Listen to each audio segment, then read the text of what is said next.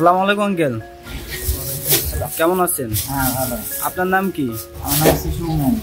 কোথা থেকে আসছেন? মনিরামপুর। মনিরামপুর। আজকে কি কি মাছ নিলেন?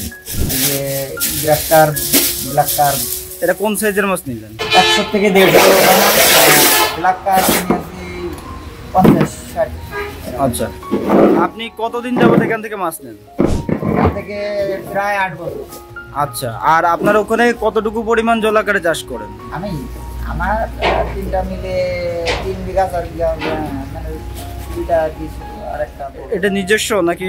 আচ্ছা আচ্ছা, মানে নিজস্ব প্রজেক্টে মাছ করেন তাই তো? সাদা মাছগুলো বেশি করেন? সাদা মাছ আগে চিংড়ি করতাম, ছেড়ে দিয়েছি।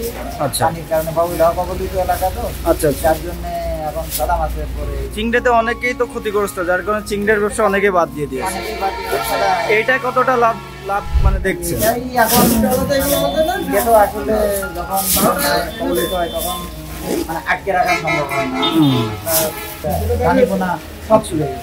আচ্ছা আচ্ছা, এই যার জন্য আবার নিতে আসলাম।